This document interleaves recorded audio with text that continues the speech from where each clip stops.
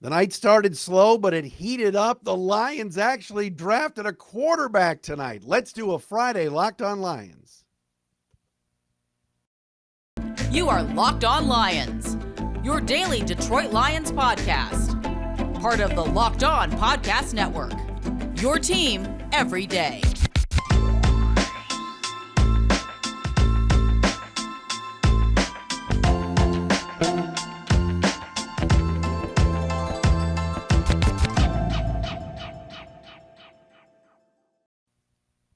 What's good, everybody? Matt Dery with you, Locked On Lions, Locked On Podcast Network on a Friday night number 2 of the NFL Draft, April 28th, and a Saturday, April 29th. Thanks for checking us out wherever you get your podcast. Thanks for being an everydayer for those of you that watch and listen each and every day.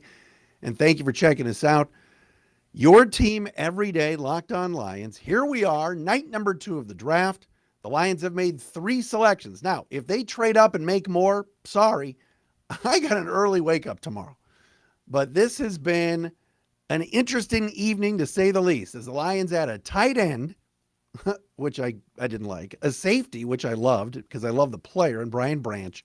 And then they trade back a couple of times, get into the third round at number 68, and take Hendon Hooker from Tennessee. We're going to get into all of this coming up momentarily here on Locked On Lions. You can, of course, follow us on Twitter at Dery Speaks, at Locked On Lions, the Matt Dery Facebook fan page. And thank you to all of you watching on the Locked On Lions YouTube channel for free.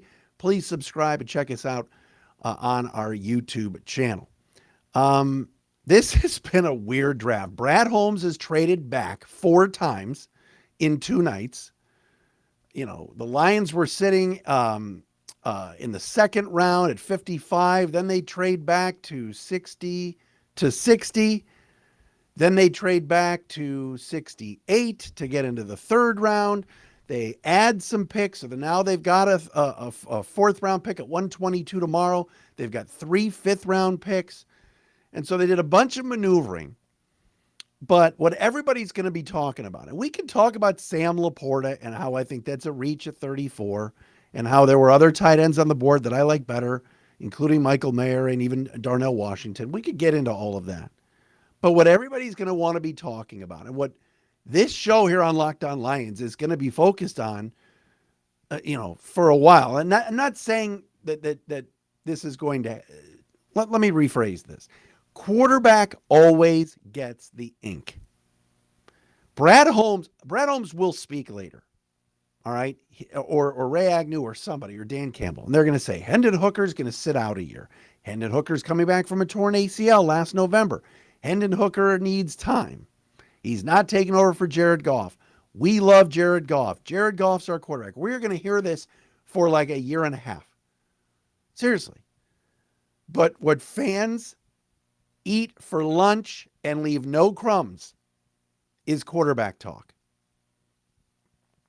And if Hendon Hooker plays in the preseason and looks good and is the new Mr. August, you know what's going to happen. The Lions might still sign Teddy Bridgewater to be Goff's backup, and Hooker could be the third quarterback, and they could cut Nate Sudfeld. It's possible. It's very possible. But if Hendon Hooker hits the field in training camp, if Hendon Hooker hits the field, and again, we'll see in August in a preseason game, and he dazzles, fans are going to go nuts. Even fans of Jared Goff. Because that's what happens when you get a young quarterback. And the Lions organization, the last time they drafted a developmental quarterback was like Brad Kaya out of Miami years ago. So this is something new for us. Hendon Hooker, and I said this on Locked On Lions 3 weeks ago, I think. I watched that ESPN quarterback show, On the Clock, I think is what it's called. And they did a show about Anthony Richardson. They did one on Will Levis. They did one on Bryce Young. They did one on CJ Stroud. And they did one on Hendon Hooker. And I remember coming in the next day to do the show. Not coming in, I'm at home. But I remember hitting record on this show. And I said, Hendon Hooker is an awesome kid. His mom and dad are amazing. He's such a great leader. They loved him at Tennessee. He was on the way to winning the Heisman, or at least coming close. He put up a 62 burger on Alabama. Then he tears his ACL in November, I believe in the South Carolina game. And that was it for Tennessee. And that was it for Hendon Hooker for the season. There's intrigue to him. Yes, I know he's off a torn ACL. I'm very aware he's 24 years old. But this is not Anthony Richardson at 20. This is a kid that, was in college for a while. 24-year-old off a torn ACL. And many of you will probably say, well, Matt, you're the one, you were clamoring for defense. You were clamoring for linemen. And I am.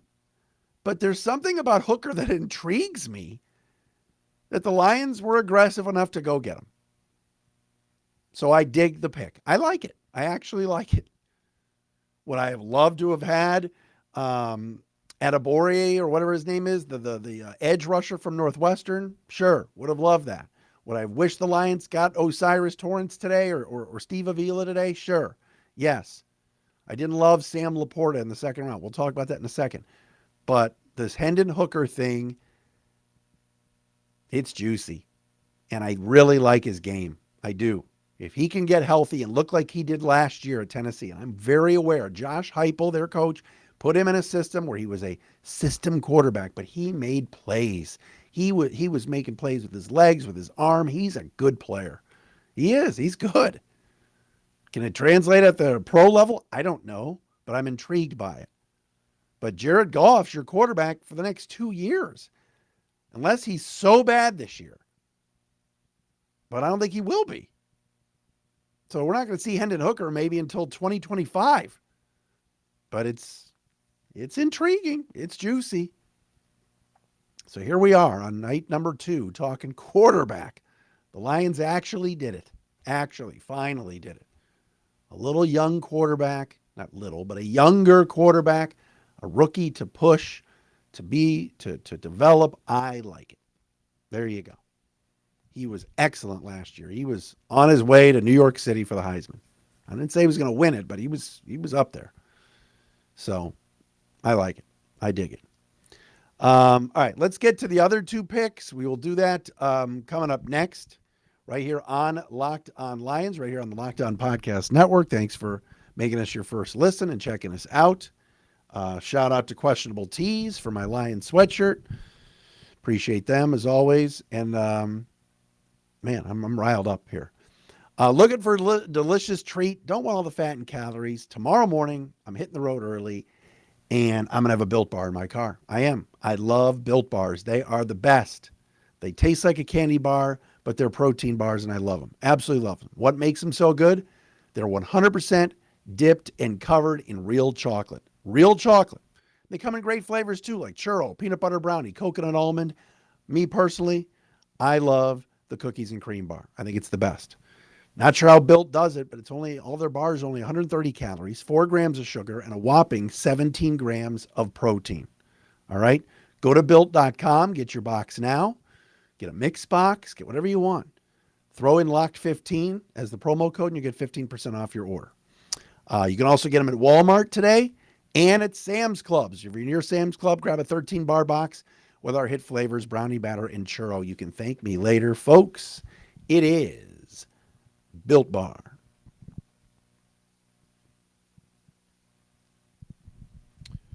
My phone is blowing up right now. Man, oh man. Hendon Hooker to the Lions. I love it. I don't know. All right. The night did not start off very well for the Lions, in my opinion. Second round, the Detroit Lions may change their name. We need to just change our show to the Locked On Hawkeyes podcast. Third pick in the second round, and the Lions take Sam Laporta, tight end from Iowa, going to rejoin his former college roommate. Oh, my God. Jack Campbell, the linebacker who the Lions took yesterday. Sam Laporta is a good player. He can catch the football. Lions had a needed tight end. I understand that. I'm a little bit surprised that they didn't take Michael Mayer, who I think is a better blocker than Laporta, or Darnell Washington, who just mauls people. But Washington's got some injury concerns. By the time I'm recording this, hadn't been drafted yet. But the Lions go this Hawkeye route and get Sam Laporta in the second round. Now, again, Lions had an opportunity to grab some cornerbacks. They had an opportunity to grab Steve Avila, who I think could be a starting right guard right away. Osiris Torrance, starting right guard right away. They went tight end. This is a very deep tight end class in this draft. Some really good ones they could have gotten later on. But again, I got to trust Brad Holmes a little bit with this Laporta pick. What worries me is he's not a great blocker. Everything you read is this guy makes plays. He was on an Iowa offense that was so hideous to watch. So bad. You know, you watch Iowa and you go, yeah, Laporta's good. He makes a few plays, but third pick of the second round, I thought was a little bit of a reach again. Going with yesterday, where at 12 and 18, the Lions took two of their first three picks, running back, tight end, and inside and middle linebacker. It felt like a 1986 draft. So I was a little bit wary of that Laporta pick. But you also look at the roster and you say, all right, another weapon for Jared Goff, another weapon for Ben Johnson, a big-time target. Right? It's ironic. The Lions traded away an Iowa tight end and TJ Hawkinson to get an extra second-round pick and then use it on Sam Laporta, an Iowa tight end. But again, he'll come a lot cheaper than the $9 million that Hawkinson was making last year. I didn't hate it. I didn't love it. What I really liked was what the Lions did in the second round at 48. Actually, they moved up 3 spots. Sorry. Brad Holmes traded from 48 to 45 with Green Bay, moving up to take Bama safety Brian Branch. Stunning to me that at 45, Brian Branch was still on the board. Look at this. I wrote this down. This was last night. I wrote down the names of the players that were left. And on the third on the list was Brian Branch. I thought Brian Branch would have been the first pick of the second round at 32. Joey Porter Jr. went. I thought Brian Branch would be gone fast. The Lions have themselves their Chauncey Gardner-Johnson for 2024 and beyond in Brian Branch. Now you're going to say, well, wait a minute. Where's he going to play this season? I have no idea. The Lions are chock full of cornerbacks and safeties. This kid can play nickel corner. He can play safety. This may be a redshirt year for him too. So that bugs me a little bit, but Brian Branch is really good. He's a really good football player. He was in Kansas City for the draft, actually, stayed there, and got taken in the second round early, just kind of like Will Levis was last night. That's a really good pick. It's a really good pick. Brian Branch is a ball hawk. All right. Speed, ball skills. You look at the Lions secondary now compared to last year, and it's night and day. Now, again, you start the season with Cam Sutton, with Emmanuel Mosley, Chauncey Gardner-Johnson, Will Harris, Jerry Jacobs, Kirby Joseph, Tracy Walker, and Brian Branch. That's pretty darn good. I don't know where Branch is going to play this season or this time around, but I think for the future, let's say Chauncey Gardner-Johnson has a huge year. Chauncey Gardner-Johnson's going to get paid a lot of money and is probably not going to be in Detroit. But if Brian Branch can come in when there's injuries, when there's guys that need a breather, and show that he can play, that's your Gardner-Johnson for the future. It's a clone. Branch is listed as a safety, but can play nickel corner. And Brad Holmes was aggressive, sitting there at 48 and figured he could be gone any minute. Leapfrogged up 3 picks to 45 from Green Bay to go get this guy. I liked that. I thought it was aggressive, really good player, comes from Bama. You got two guys from Bama, 2 guys from Iowa, and 1 from Tennessee. It's pretty good. Now, again, they could have taken a guy from South Dakota State, and if he fit the bill, that's fine. But Branch is a really, really, really good player. So these last 2 picks with Branch and Hooker, I liked. I can't complain at all. You want really good football players. You want culture fits, the whole deal. I want to talk about tomorrow and what I think the Lions should be doing. We'll do that in a second here. It's a Friday edition of Locked On Lions. Second night draft edition. Lions, do me a favor while I'm recording. Don't trade up and do anything today, please.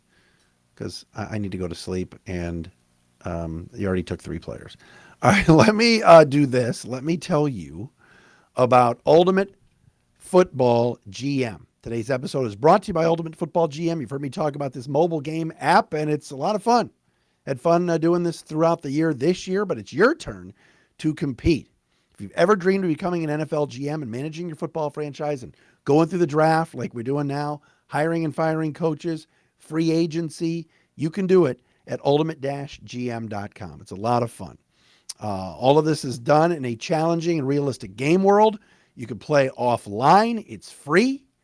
Play on the go whenever you want and however you want to. It's a lot of fun. Locked On Lions listeners are going to get a 100% free boost to their franchise when you use the promo Locked On in all caps in the game store. That's Locked On in all caps, so make sure you check it out today. Download the game, go to ultimate-gm.com or look it up on the app stores. That's ultimate-gm.com. It's awesome. Ultimate Football GM. Start your dynasty today.